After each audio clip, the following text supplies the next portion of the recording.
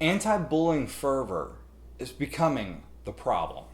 Hello Internet, I'm David and this is the Pursuit Blog. Now, I knew this was coming, and 6 months ago, if you'd asked me off the record, I would have told you this, but I didn't think it would get here so soon. But I should have said something, and I apologize. In the past few years in this country, there has been an uprising to root out bullying in our country, whether it's in the schools or wherever. And that is great.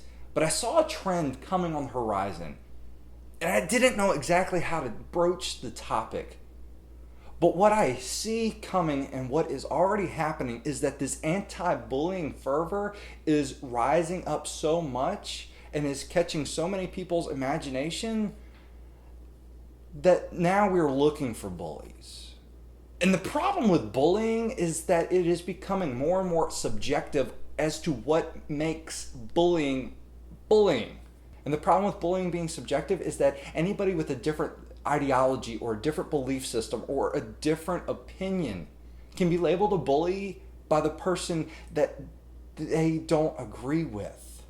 Our country was founded on this principle that you have the right to think what you want, to believe what you want, and to say what you want. But that is in jeopardy if everybody is being forced to believe and think the same thing. And that goes for a lot of different situations and topics in this country, from guns to gay marriage. Just because somebody thinks different than you on all sides of a topic does not give you the right to immediately label them a bully. I mean, you do have the right to do that because you have the freedom of speech, but it doesn't mean you should.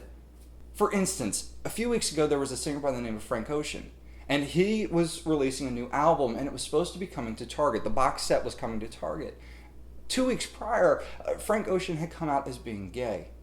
Now, Target pulled the deal for the box set coming out in their stores, so Frank Ocean's manager and team immediately gets on social media and labels Target as being anti-gay. That is the reason that they are blocking this deal. Immediately, they labeled Target as being a bully.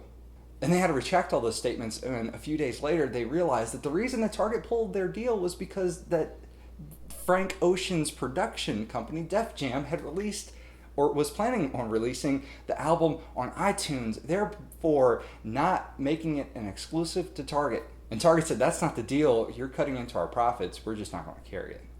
It had absolutely nothing to do with the man's sexual orientation. Too quickly we throw around the term bully.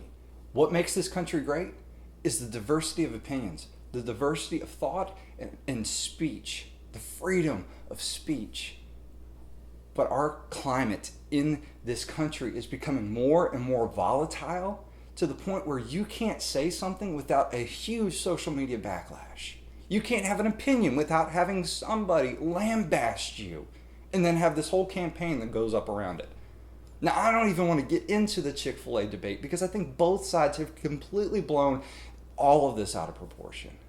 But if you want to have an opinion, realize there's going to be someone else who has the opposite opinion, and that needs to be okay for all people involved. If we are to continue to have a country where we have the right and privilege and the ability to say and think what we want, we have to realize there will be somebody opposing us.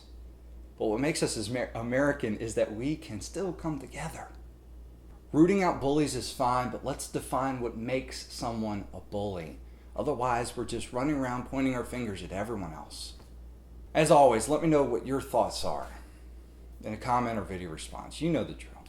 I hope to see you again next week. Have a great day. God bless.